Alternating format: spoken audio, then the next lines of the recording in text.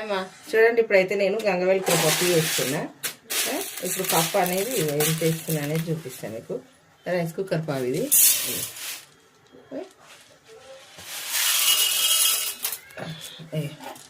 చూసారా, ఒక పావు నిండి వేసిన, కొంచెం తక్కువ ఉంది. ఏం వేసిన పప్పు. సరేనా, ఇప్పుడైతే వాటర్ వేసుకుందాం. మంచిగా గడిగి చూపిస్తాను నేను మళ్ళీ. చూడండి, ఇప్పుడైతే ఇగో వాటర్ వేసుకుందాము. ఇక ఒక చెంబు వాటర్ వేసినా, ఇంకేస్తా. ఇక పప్పు కడిగినా కదా, పప్పు కూడా వేసేస్తున్నా.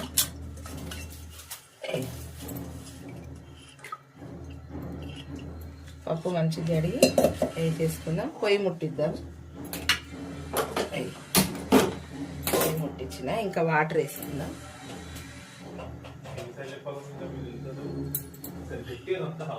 చూడండి, ఇంకొక హాఫ్ వేసిన వాటరు. గంగవాయల కూర ఒక పెద్ద కట్ట. చూడండి, ఇప్పుడైతే గంగవాయల కూర వేయాలి కదమ్మా. ఫస్ట్ ఒకసారి కడిగేసిన, ఇప్పుడు మళ్ళీ రెండోసారి కడుగుతున్నా. మస్తు ఉసుకే మట్టి బాగుండే. వేసేస్తున్నా. ఇట్లా మంచిగా గడుక్కోవాలి. మట్టి ఉన్నదా ఇక వండిన వంట అంతా వేస్ట్ అయిపోతుంది. అందుకని ఒక 2-3 సార్లు చూసి కడుక్కోవాలి. నీళ్ళు తెల్లగా అయ్యేదాకా కడుక్కోవాలి. మనకు నీళ్ళు తెల్లగా రావాలి. మంచిగా వేసేసుకుందాం. ఇట్లా పప్పు మంచిగా అవుతుందమ్మా, కమ్మగా అవుతుంది. గంగవాయలి పుట్టిది కూడా చేసుకోవచ్చు. ఒక 2 టమాటాలు వేసి కూడా చేసుకోవచ్చు. పాలకూరలాగా కూడా, తోటకూరలాగా చేసుకోవచ్చు. ఇక ఇప్పుడైతే పసుపు వేద్దాము. ఒక చెంచా పసుపు వేసిన, కొంచెం చింతపండు వేద్దాము. చింతపండు బాగా పుల్లగా ఉంది పెట్టాము. అది పెద్దది 2 రిక్కలు వేస్తున్నా.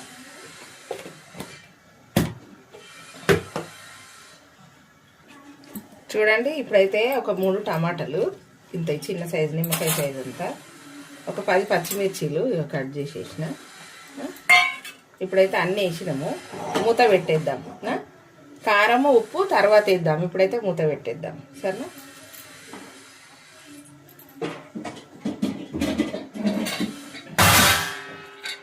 మూత పెట్టేసుకుంటే ఒక 5 విజిల్లు వచ్చినాయా, మంచిగా మెత్తగా ఉడుకుతుంది.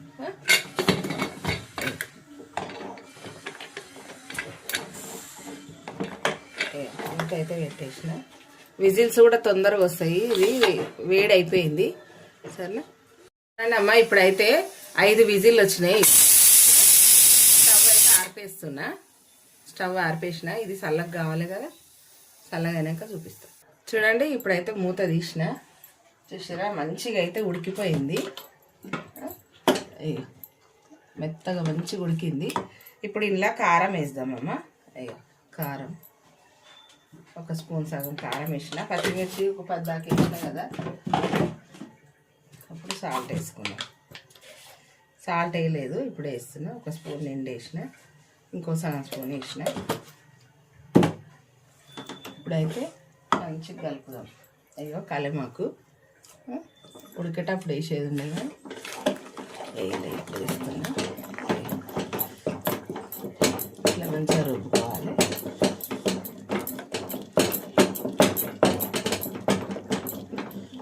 ఇప్పుడు తాలింపు పెడదాం. వంటలు చేస్తున్నా కదమ్మా, నూనె అంతా చల్లింది, ఏమనుకోకూరి. ఇప్పుడైతే పొయ్యి మీద వచ్చేసిన గిన్నె పెట్టి ఇప్పుడు ఆయిల్ వేద్దాం.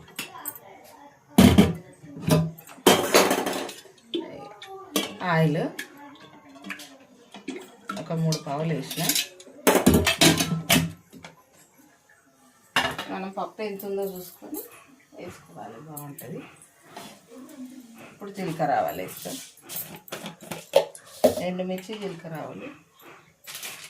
ఎండుమిర్చి బాగుంటాయి, టేస్ట్ వేసుకోవాలి. పప్పులో వేస్తే చాలా బాగుంటాయి అమ్మ.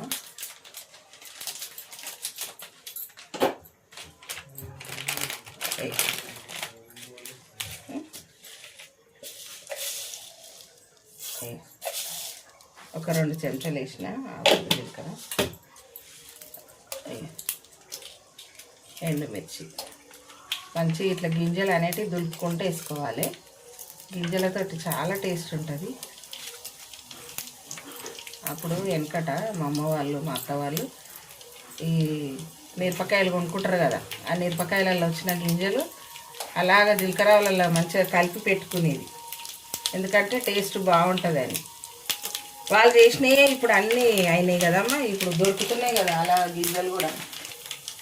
మ్యాగీలు అని అల్లని ఇళ్ళని వేసుకోరు కదా, అట్లా వాళ్ళు చేసినవి అన్నీ మనకి ఇప్పుడు టేస్ట్ కోసం బాగున్నాయి అని చెప్పేసి అవే వాడుతున్నాం మళ్ళీ. ఇప్పుడైతే ఇక కలమాకు కూడా వేస్తున్నా.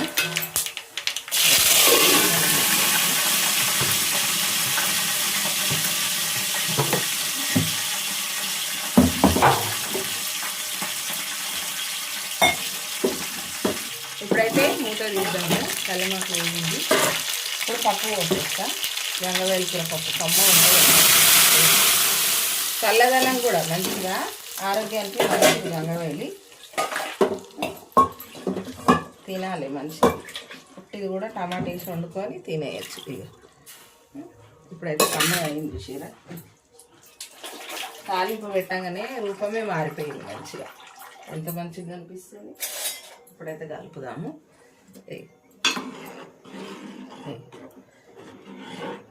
చూసిరాము, ఇది గంగవేలి కూర పప్పు, కమ్మటి పప్పు. మీరు కూడా చేసుకొని తినుండ్రమ్మా, చల్లదనం మంచిది, తినాలి.